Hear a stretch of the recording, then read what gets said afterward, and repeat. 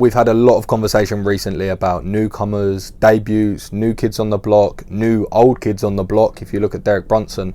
But I would argue that Giga Chikadze has been of one of the biggest disruptors on the UFC roster in their respective division.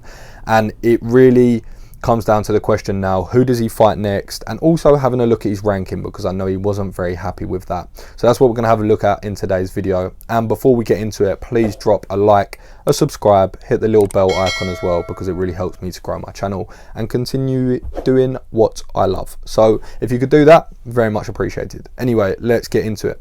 So Giga Chikadze, as we know, recently beat Edson Barboza. Now, Chikadze was sitting at number 10.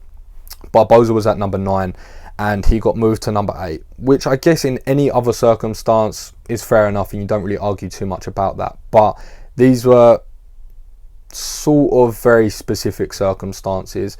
He really struggled to even get a fight, Giga, in that sort of top 10. We can sort of see why. He was really struggling, and then the UFC said to him, we'll give you Barboza. If you beat him, then you're going to probably have a number 1 title contender fight next. But he's also calling out to step in for the title as well. So that option potentially is still on the table. But he was very upset with moving to 8, and I sort of understand why, because he mentioned as well that Rodriguez, who's sitting at the top of the tree, hasn't fought since he's been in the UFC. So in just under 2 years, Giga's had 7 fights, 7 wins, a variety of highlight reel striking, and Rodriguez is still sitting there. So I understand his frustration.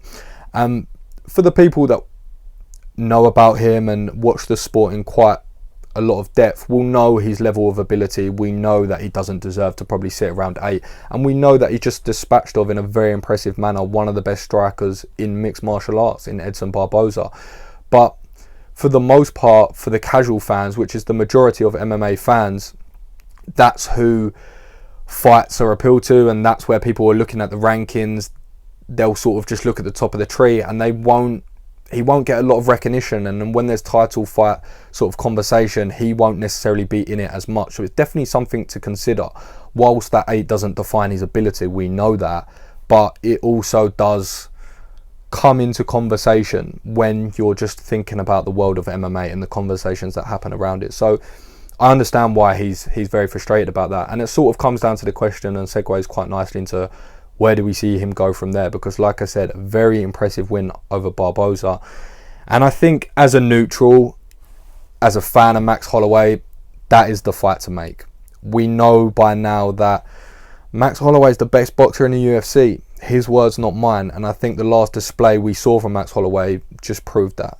And whether you want to call kickboxing the full striking or boxing striking, they are both definitely elements. And Giga's come onto the scene and said that he's the best striker in the UFC, and we have sort of seen him prove that time and time again. And he's even gone in there against Barboza, like I said, a renowned striker in the mixed martial arts world, not just that division, and he schooled him. He did just school him. He was quicker to the punch, he looked quicker, he looked sharper, his combinations were lovely, and he took care of him. So that fight with Max could be an absolute barn burner, and I would love to see how that plays out. And it also sets up the number 1 contender perfectly, because I imagine Max would be game to fight pretty much anyone you put in front of him, so he'll be happy to make sure that people know he's the best striker. Giga will love the opportunity to go in front of someone like Max and show that he's the best striker, and then that plays out perfectly for whoever of them wins to get the title shot against Volk and Ortega, the winner of that. But even just a side note to that, if Giga were to have another fight potentially before he fought for the title and that wasn't Max Holloway, someone that I'd be really interested to see is Arnold Allen. Now, there's a lot of conversation around Arnold Allen, and rightly so, because again, undefeated and a very bright British prospect. A very bright British prospect. That is a mouthful. And I would love to just see him test his skills against someone that is of that caliber. And I think it works well for both sides.